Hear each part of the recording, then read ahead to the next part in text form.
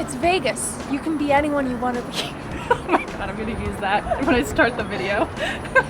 And then it's like,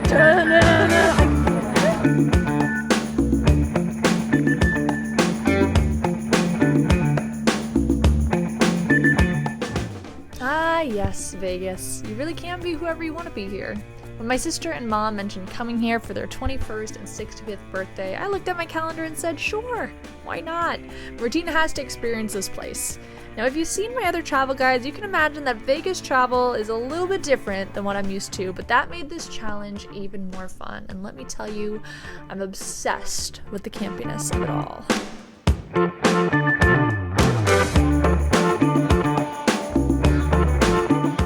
Las Vegas, and we're going to be taking you guys with us throughout the Strip. Now, there is so much to do in Vegas. You could come here 50 times and still not be bored. Today we're going to be showing you some of the top things you need to do during your trip to the Las Vegas Strip that aren't gambling and partying, because of course that could be a whole separate video of all the things you can do then.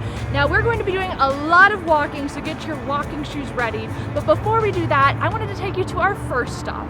Now, many of you guys know the iconic Las Vegas sign that everybody loves to take photos in front of. The line for that is crazy. What most people don't realize is there's an amazing photo opportunity right in front of the Tropicana Hotel, and it is of the beautiful skyline of New York, New York. This is a great place to snap a quick Instagram photo before you start eating your way, sweating your way, partying your way through Las Vegas. So, this is our first stop. Let's keep exploring the Strip.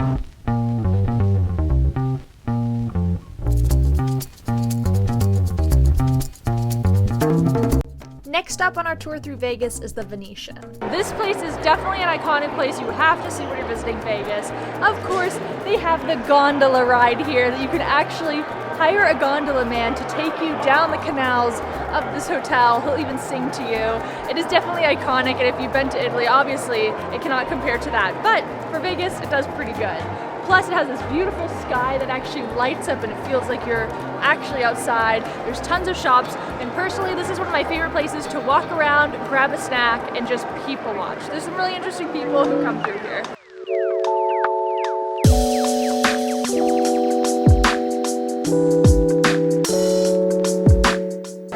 We've been in line for like about 30 29 minutes. Not that bad. We're next in line. Another thing the Venetian is known for is a restaurant called Blackjack. This place is totally Instagram worthy, and you may recognize them for their crazy shakes. Another thing that they're known for is their wings. They're famous for their Korean barbecue wings, as well as their hamburgers. Martine got one that looks super, super crazy. It's called the Greg Norman. It is a ½ pound of Wagyu beef, house buttermilk dill, blue cheese, and arugula. We're gonna pace ourselves with this meal because we have milkshakes coming, and it is going to be a lot. Martine and I are going to be sharing an Oreo shake, and I am so excited. We're starving.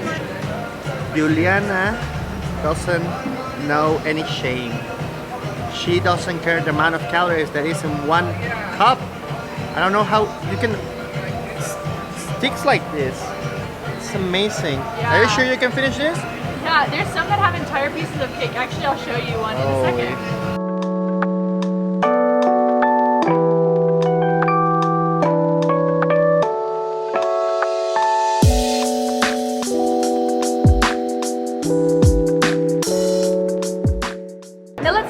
Rush to pack and you forgot something like your shoes or your swimsuit. Well, you're in luck, because here in Las Vegas, the shopping is plentiful.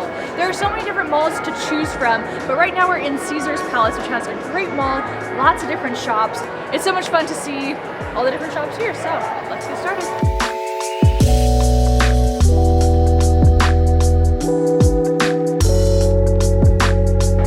What I really like about Vegas is the malls, they have different themes. Like, for instance, right now it's about Rome, Caesar Palace. Before it was, how do you call it? Venice, the Venetian. Venecia in Espanol. But yeah, I really like how they create everything, all the team. Yeah, that itself is so fun to look at. Right?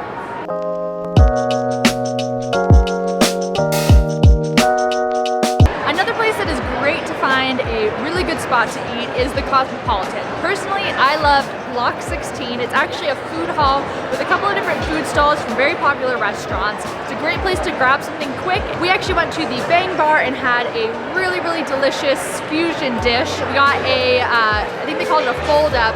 It was a flatbread with, I got teriyaki chicken in mine, Martin got spicy pork in his, and you had to eat it like a taco. It was delicious. Anyway, there's options here for everyone, so this is a really good place to come if you're in a group so that everybody can try something different that appetizes them.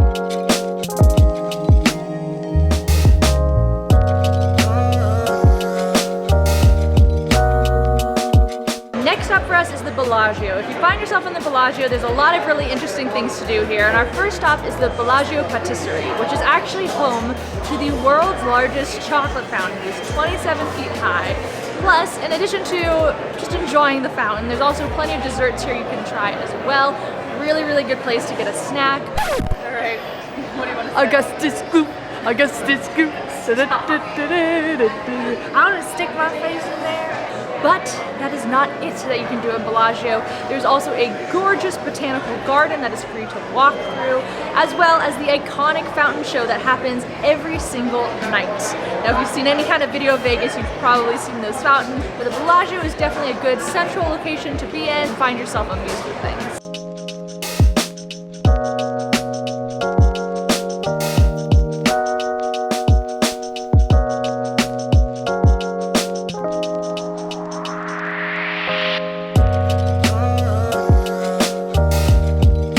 Another thing you have to do in Vegas is go to a buffet. Now actually this week they announced that 4 buffets were opening in Las Vegas since it was the pandemic. They were closed for a while. And the 4 that are open are MGM Grand, Cosmopolitan, Circus Circus, and Caesars. Now we decided to go to the MGM Grand because it's one of the more affordable options. It's $37 per person. We were originally wanting to go to the Cosmopolitan's, the Wicked Spoon, but their reservations were completely booked until like 2 weeks from now. So my tip for you is if you're wanting to go to that buffet, which is definitely a more of an elevated experience, make sure you reserve online a couple weeks ahead of time, which you can do. You don't have to be in Vegas to make the reservation. Caesars was only open for dinner. We prefer doing breakfast buffets personally, and then Circus Circus was just a little too far for us. But anyway, we're here at this buffet. There's definitely a lot better buffets out there. Personally, my favorite buffet in Vegas is the Wynn, but it's still closed. Anyway, we're enjoying our little breakfast. There was a lot of different things you can choose from here, from meats, you could do fresh made omelets, lots of desserts. If you time it right and you do your buffet in the middle of the day, you might be stuffed enough to not need dinner. So if you're trying to save money, buffets might be the best bet for you.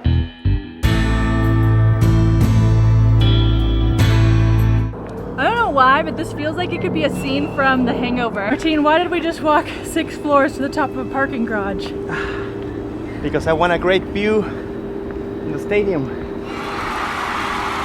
Another thing you can do over here in Las Vegas is watching sports.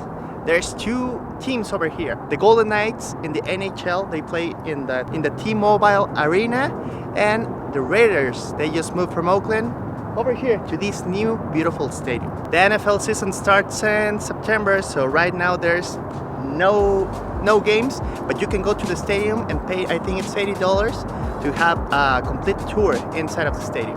If you find yourself on the Mandalay Bay side of the strip, another thing you can do is actually visit the aquarium in Mandalay Bay. Here they have a shark reef, but do keep in mind you do need to make a reservation online right now because of COVID. We're not actually going to be entering the aquarium on this trip, but it is something we want to do in the future. Oh my gosh, at this point in the video, we have filmed most of this all in one day, and my Fitbit just let me know we hit 21,000 steps, 9.3 miles. Just so you are aware, doing all the stuff we've done in this video is very difficult if you're not in the mood to walk a bunch. The strip is massive, so keep that in mind. You might want to section things off depending on how many days you have. But I did want to mention that they also have a monorail that you can take to get to a lot of the hotels to get back and forth between. You can buy a day pass for $13 and you get like unlimited rides, or you can just buy a single pass for $5. But depending on how many people you have in your party, you may actually prefer to take an Uber. For example, for us to get from one side of the strip to another at the beginning of today was $10. So when we had 4 people in the car, that was a much better deal than taking the monorail. But anyway, so you can either walk it, you can do the monorail, you can do Uber, but just keep in mind, this place wears you out, so you might want to have some good walking shoes, because even just getting around your own hotel's casino can be exhausting.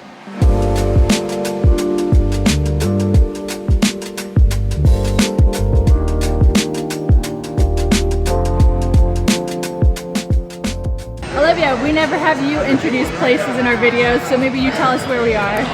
Welcome to Moneyline, where you can get a slice to go or sit down, relax, watch some sports, get yourself a pie. Honestly, it's just a good little place to sit down, get a break from the slots and what have you. And yeah, we're excited to try the pizza. I'm not sure exactly what we're gonna get, but we'll see. And it's in Aria.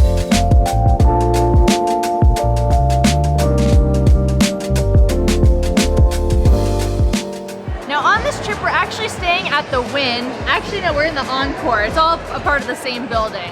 And this place is awesome. I think that after staying here, there's no other place that I'm going to want to stay. That's right. During my time in Vegas. We visited a couple of casinos or hotels, and they are more centric, but they're full of people. This one, I really like it. I really like it. I'm enjoying it. There's a lot of really good restaurants too, but one really cool thing is that every day at dusk, every 30 minutes there's a show called the Lake of Dreams right here, lakeside. There's actually a bar that you can sit outside, and there's a little show that happens. It's very, very short, but it includes animatronics, lights, water, and it happens every 30 minutes until 11:30. So it's a good place to stop by.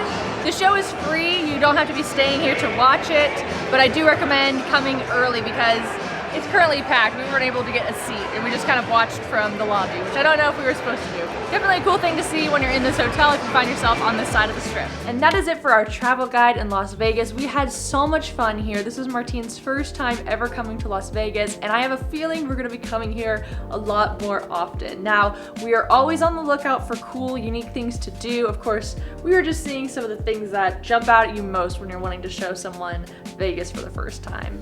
But leave down in the comments below what we should do next time we're here. And thank you guys so much for watching this video. If you enjoyed it, make sure you subscribe. We're gonna be making travel guides for many, many different cities throughout the United States.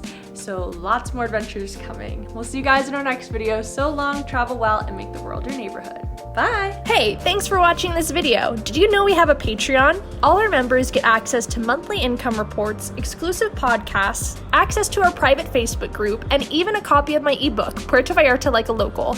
Business and first class patrons also get a postcard from us each month. Thanks so much for the support. Click the Patreon logo on this screen to join our family.